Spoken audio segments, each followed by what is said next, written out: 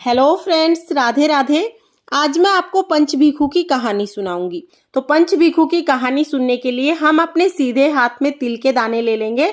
आप तिल के दाने हाथ में लेकर या आप फूल हाथ में लेकर कहानी सुन सकते हैं। तो मैंने यहाँ पर तिल के दाने हाथ में लिए हैं। अब हम कहानी शुरू करते हैं।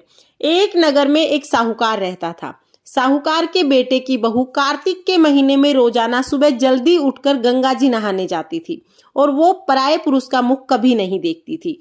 उस नगर के राजा का लड़का भी गंगा जी नहाने जाता था। जब राजा का लड़का गंगा जी नहाने जाता तो सोचता कि मेरे से पहले कौन नहा के चला जाता है, क्योंकि गंगा जी का जल उसे हिलता हुआ दिखता। अब कार्तिक का महीना पूरा होने को आया।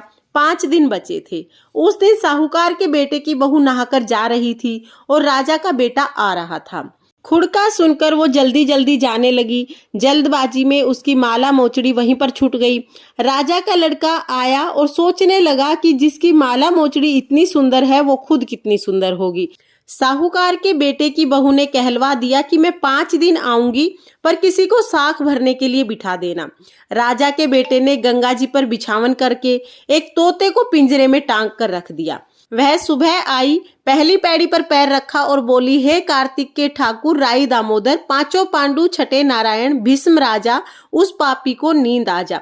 राजा को नींद आ गई। वह नहा धोकर चली गई। जाते समय तोते से बोली, सुआ सुआ तेरे गल डालूंगी हीरा, मेरी साख भरना वीरा। सुआ बोला कि कोई वीरा भी साख भरता है। तब वह बोली, सुआ सुआ सुबह तेरे पग घोलूंगी नेवर, साख भरना मेरे देवर। सुआ ने कहा, अच्छा भाभी, मैं तेरी साख भरूंगा। वह तो कहकर चली गई। राजा का लड़का हड़बड़ा कर उठा। सुआ से पूछा कि सुआ सुआ वह आई थी, कैसी थी? सुआ बोला, आभा किसी बीज ली, होली कैसी झल, केले किसी कामनी, गुलाब कैसा रंग। अगले दिन राजा के लड़के ने कहा कि मैं अपनी उंगली चीर कर बैठूंगा तो मुझे नींद नहीं आएगी। दूसरे दिन वह उंगली चीर कर बैठ गया। जब वह आई और भगवान से प्रार्थना करने लगी तो फौरन ही राजकुमार को नींद आ गई। वह नहाकर चली गई। तब उसने उठकर तोते से पूछा कि क्या वो आई थी? तोते ने कहा, हाँ आई थी। कैसी थी?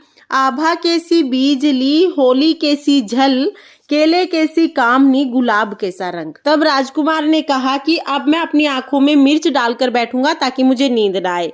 अगले दिन राजकुमार अपनी आंखों में मिर्च डालकर बैठ गया।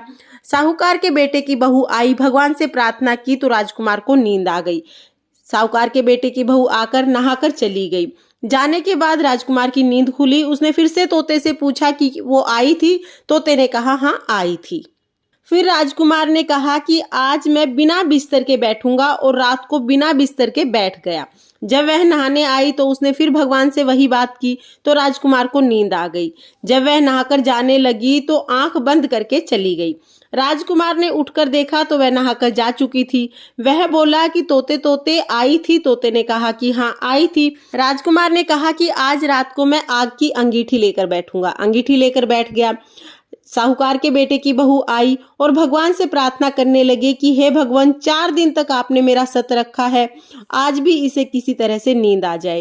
राजकुमार को नींद आ गई। जब वह नहाकर जाने लगी तो तोते को बोली कि इस पापी को कह देना कि मेरी 5 रात पूरी हो गई हैं, इसलिए मेरी मोतियों की माला मेरे घर भिजवा दे। सुबह राजा के लड़के ने तोते से पूछा कि क्या वो आई थी? तोते ने कहा कि हाँ वो आई थी और उसने अपनी माला मोजड़ी मंगवाई है। तब राजकुमार ने सोचा कि वह तो बहुत सच्ची थी, उसका तो भगवान ने भी बहुत ही सत रखा है। थोड़े दिन के बाद राजकुमार के शरीर पर कोढ़ निकल गई। राजा ने बड़े बड़े पंडितों को बुलाया और कोढ़ का कारण पूछा और पूछा कि इसका निवारण कैसे होगा। तब एक ज्ञानी ब्राह्मण ने बताया कि इसने किसी पतिव्रता स्त्री पर बुरी नजर डाली है, जिसके कारण इसको कोढ़ निकली है। निवारण पूछने पर ब्राह्मण ने बताया कि उस साहूकार के बेटे की बहू को धर्म की बहन बनाए, उसके नहाए हुए जल से नहाए तो इसकी कोढ़ ठीक हो जाएगी। राजा उसकी माला लेकर उसके घर गया और साहूकार को कहा कि यह माला अपनी बहू को दे दो और उसके नहाए हुए जल से मेरे बेटे को नहला दो। साहूकार ने कहा कि वो तो किसी भी पराये पुरुष का मुख नहीं देखती है, आप इस नाली के नीचे राजकुमार को बैठा देना, जब वो नहाएगी तो ऊपर से उसका पानी इस पर गिर जाएगा। बाद में राजकुमार वहां पर बैठ गया। जैसे ही वो नहाई, उसका नहाया हुआ पानी नाली से नीचे गिरा तो राजकुमार उस पानी से नहाया, जिससे उसकी काया चंदन जैसी बन गई। हे पंच भिखु देवता, जैसे आपने साहूकार के बेटे की बहू का सत रखा, वैसे ही इस कहानी को कहते सुनते हुकारा भरते सबके परिवार का सत रखना और सब पर अपनी कृपा दृष्टि बनाए रखना। तो ये थी पंच भिखु की कहानी। साथ में यहाँ पे गणेश जी की कहानी और सुन लें। उसके बाद जो हमने हाथ में तिल के दाने लिए हैं या फूल लिया है वो हम तुलसी जी में चढ़ा देंगे और पथवारी में चढ़ा देंगे। इस तरह से हमारी कहानी पूर्ण हो जाएगी। अगर आपको कहानी पसंद आई हो तो वीडियो को लाइक करना, चैनल को सब्सक्राइब करना। तो फिर मिलते हैं किसी और वीडियो के साथ। तब तक के लिए जय श्री कृष्णा, राधे राधे।